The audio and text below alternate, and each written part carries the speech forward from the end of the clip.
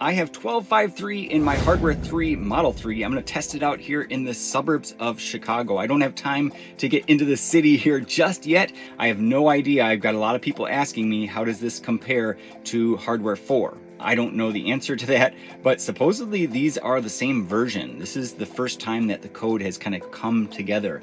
I've got a couple destinations dialed in. I don't want to talk your head off before we get started, but first and foremost, I have to beg and plead, please subscribe if you're not subscribed, if you enjoy my content. I'm really trying to get to 10,000 subs. I don't think it's that hard to get there, but I'm struggling. I don't know if it's the algorithm or what's going on. My goal is to get to 50,000. Or if I go into the release notes, it doesn't really mention anything new with this version in particular. Here's the menu. Obviously we have actually Smart Summon. I'll put that to the test a little bit briefly at the end of this video. Here are the release notes for 12.5.3. Same as before. It really doesn't mention anything. It does talk about the upcoming improvements with the FSD on Cybertruck and end-to-end on highway. Can't wait for that. Tesla just released their roadmap yesterday with great information on that. I can't wait until later this year. It's going to be exciting. And finally, in Europe, you guys are going to get full self-driving. Yes, and I hope Australia as well. And then we can't forget about China. China's also getting it first quarter of 2025. I have brand new tires on this car. Some comments came in on my last video that your tires are really old, and that's right. I got 48,800 miles out of the Lexani high performance tires. Highly recommend them. I don't get anything out of recommending them. I got them off Simple Tire for like $67 a piece. The whole set was under $400, including the installation cost from Discount Tire. Highly recommend those tires. And by the way, very similar performance. A little bit reduced performance on rainy, wet roads, but I took them through 3 winters here in Chicago and they performed just fine. I see a tree that fell down in the road up here. I'm going to run out really quick, and I'm gonna have enough time to test this where I'm just gonna pull it out in front and just cross my fingers that no other cars come. But I'm gonna make it really difficult for the car to get past this area. We're gonna see how it handles this big branch right in the middle of the road. I thought this would be a great chance to test this. Let's turn it on.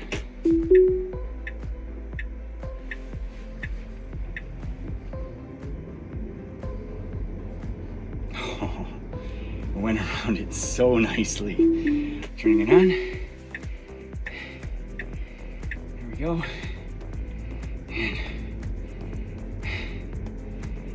And going around it beautifully. So, obstacle detection working great. Okay, this time it almost has to go up on the curb to get around this branch.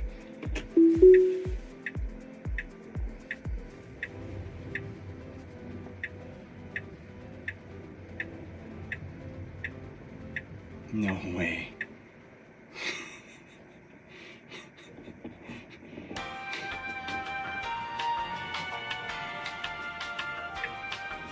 It doesn't want to go there. That is awesome. It's trying to go in reverse. We have limited time here before somebody comes. Let's just try this one more time. Let's back up way far away. So there's a car now clearing it. They went around it, so it is possible to get through there. Eventually. Okay, here we go.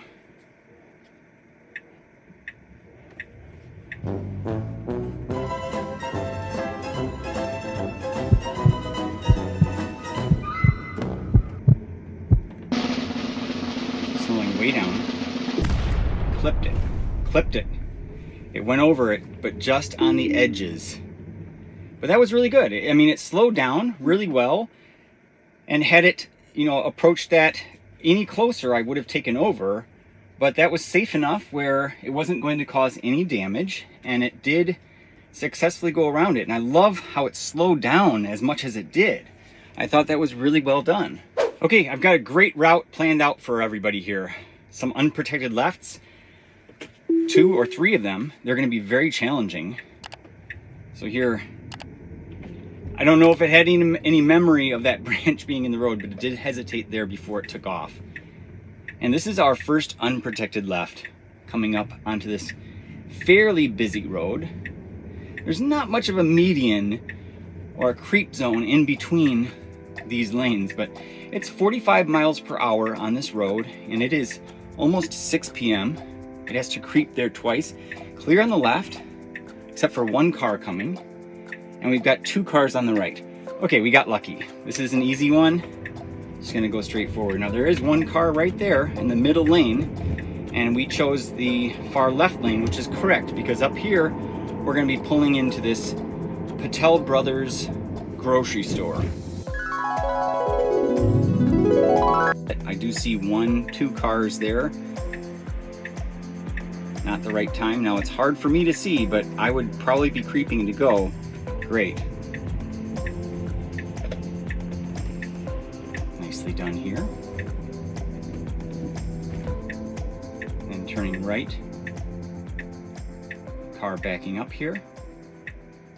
Okay, we've got some traffic here that we're waiting for.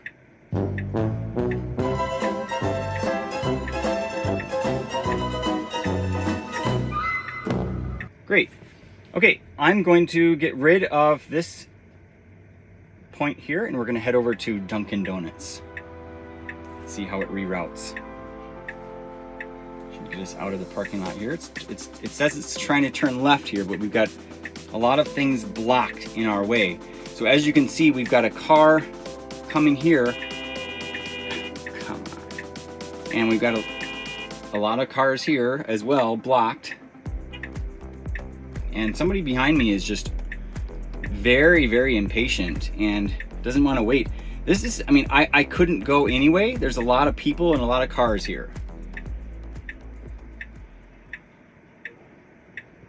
My car, I think my car is doing great. All said and done here, I think it's doing fantastic, actually.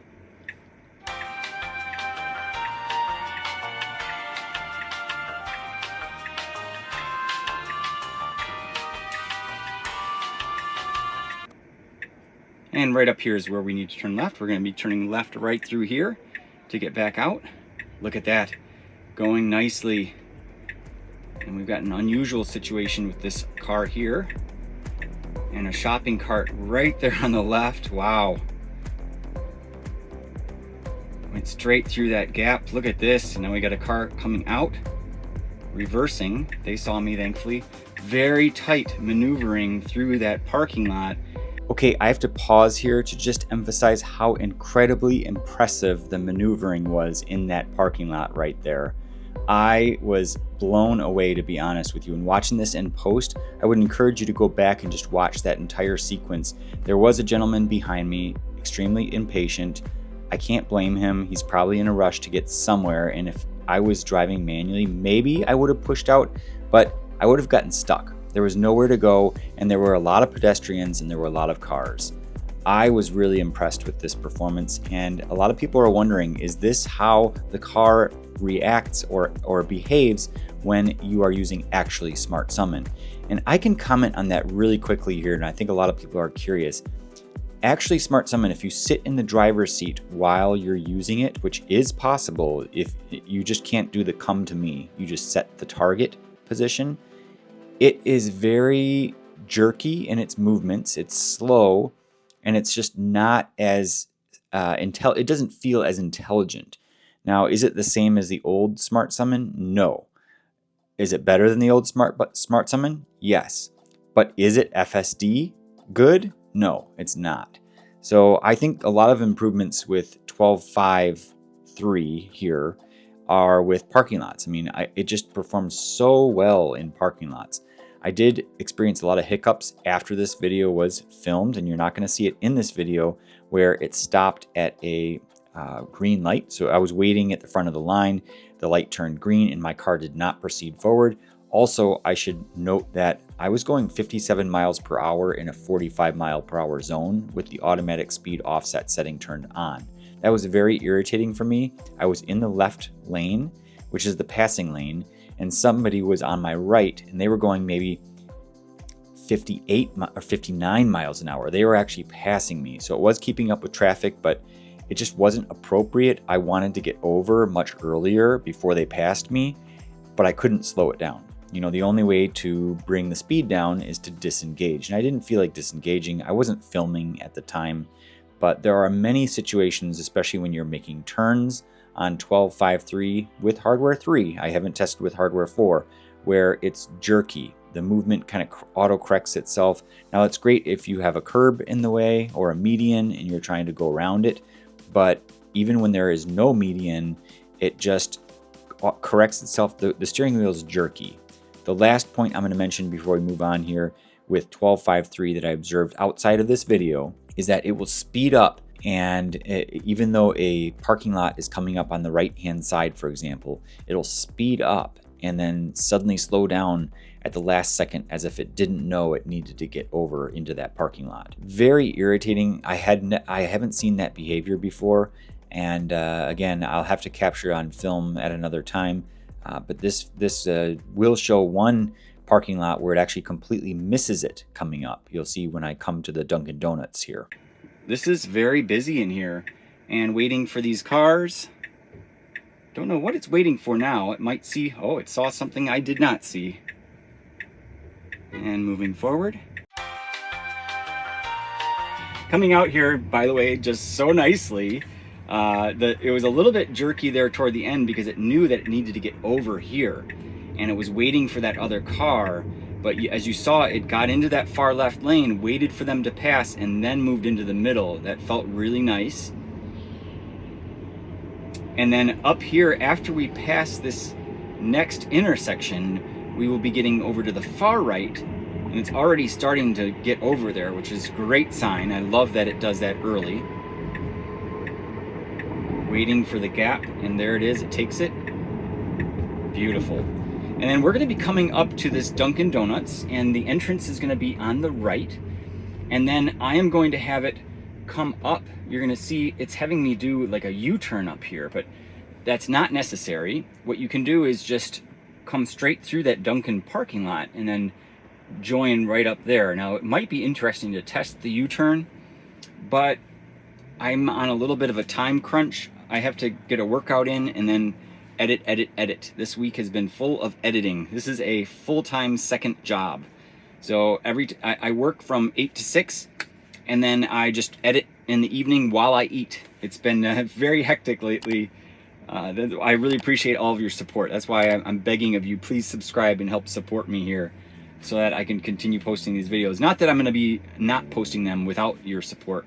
I do this for fun. I love doing this, but it means a lot to me when I see you pouring out your support to help me beat the algorithm, because it is challenging to grow my channel, a lot harder than I thought it would be.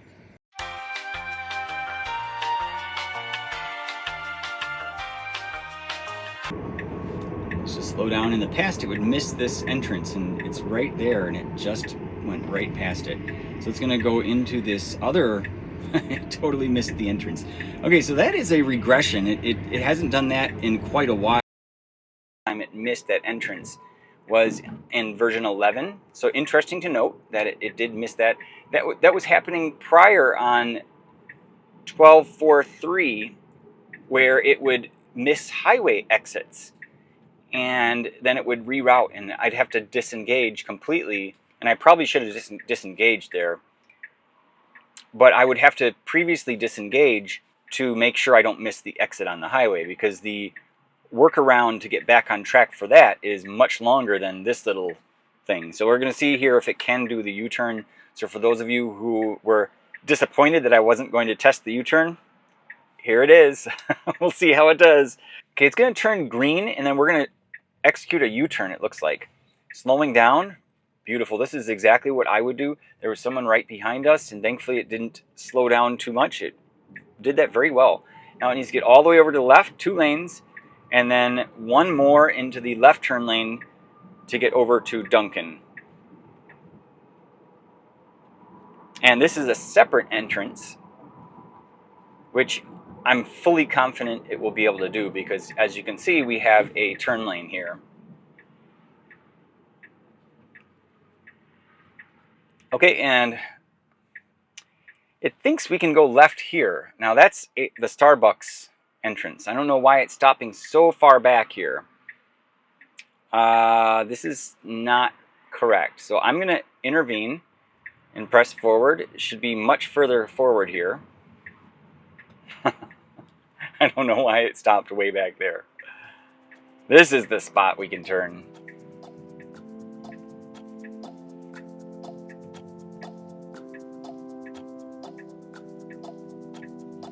Okay, perfect. So from here, I'm gonna remove this, and then we're gonna head over to this restaurant, which is gonna be very challenging here. We have a left turn across a very busy road. So as you can see, we need to kind of come up to the stop sign.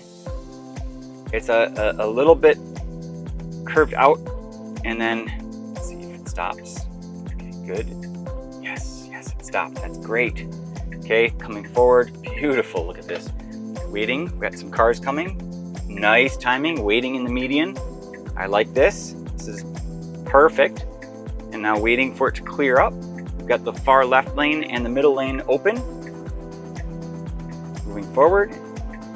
And red light. Slowing down for the red light. Nicely done. Then at the next light, we need to turn right. Oh no, it's actually taking us one more light. I forgot about that. We've got 2 lights.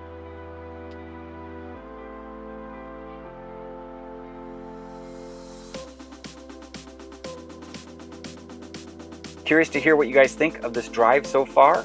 Thumbs up, thumbs down. Would love to know your thoughts. It's performing very similarly. It's hard for me to notice the small nuances that have changed between these versions. I think it takes a lot to say it's significantly better, or this one thing is better, because again, it takes multiple drives. It always blows my mind how other testers, they'll post after one drive, they'll say this has been improved. You can't call those shots so quickly. It's just not possible. You need to drive in many different environments and do a lot of different tests. And just so everyone can see my settings in the Autopilot menu, I have the average profile configured. I'm going to change that into assertive. And we have the automatic set speed offset toggle turned on.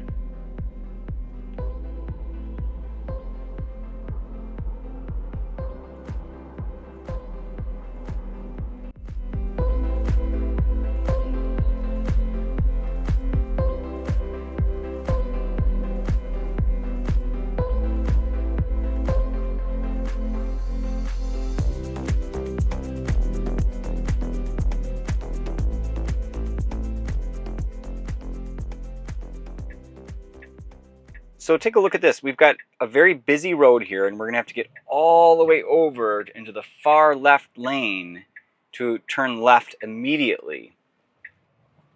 Let's see if it can pull this off. Wow. It never, ever would have been able to do that on version 11. Ever. That was so nice.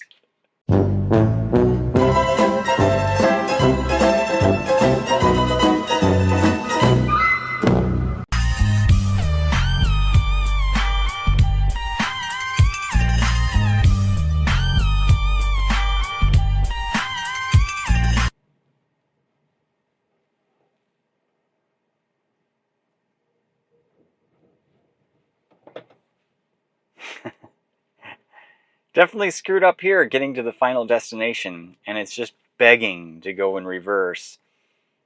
These situations always make me laugh because every so often it will get itself stuck in a spot like this. Now, if you are summoning your car, this would be the ultimate dead end until it can go in reverse. But right now, well, summon, I take that back. Summon can go in reverse. I have had, on the old Smart Summon, I have had it kind of get stuck in a certain place where it just didn't know what to do or where to go. But here it's just ultimately going to sit here forever and not going to do anything. You can see the tentacle or the path planner is really struggling because it's a dead end here. And it looks like it really wants to go backwards, doesn't it? And that path just keeps going, trying to go behind the car. So from here, I'm going to have to take over manually, and we'll go ahead and park it in a spot, and then we'll test Smart Summon, actually Smart Summon, and I'm going to do something fun and unique with it. As you can see, the graphics here have changed inside of parking lots. So this is new, where the path looks different, doesn't it? And it's only when you're going in reverse that it does that. Now, I'm curious if the Autopark functionality is still there. So what that Autopark functionality is, I'll just show you really quick. And some of you know this, but vast majority of users have no clue about this feature. Is what happens is if you put it in park, and then you double tap down, it's not working. So in the past, this would be the same case where it wouldn't enable itself.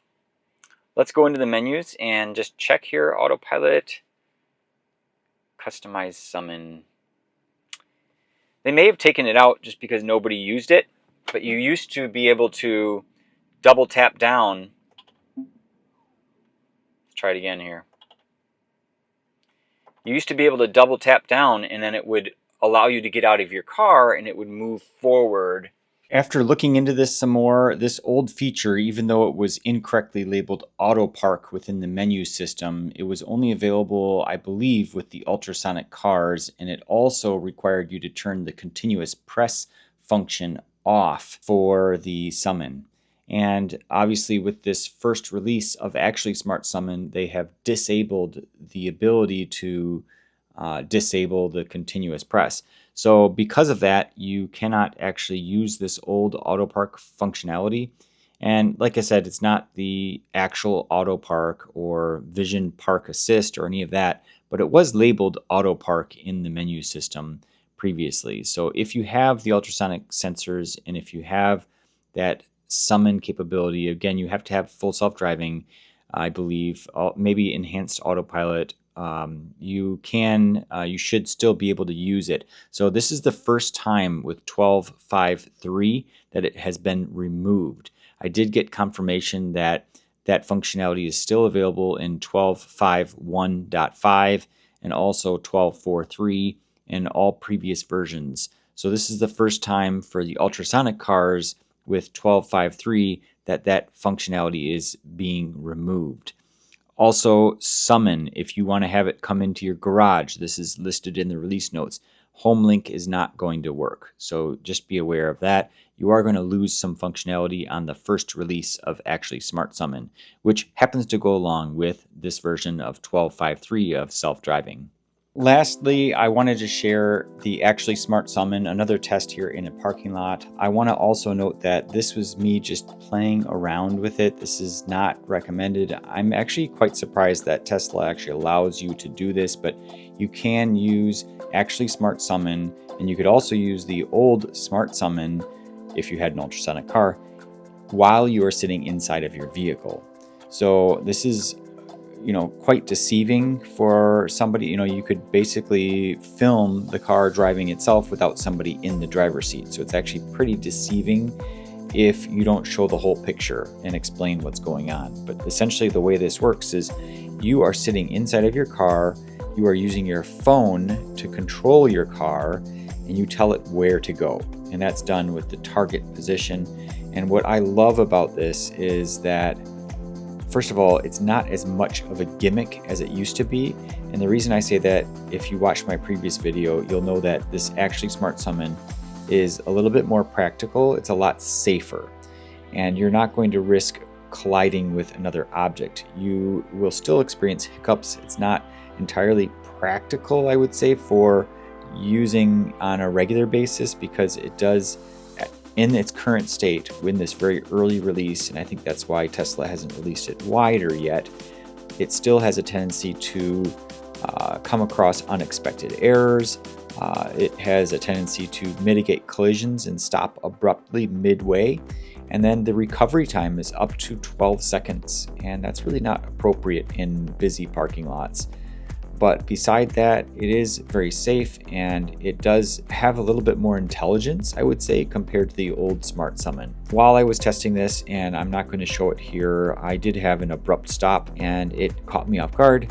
But by and large, this was a fun and extremely exciting experience for me to sit in the back seat. I felt like a little kid doing this. I will say that I should also say that I'm using the H86 rear display from Hansshow in my Model 3. This is an old Model 3, so the rear screen is included by default with the refreshed Model 3, also known as the Highland.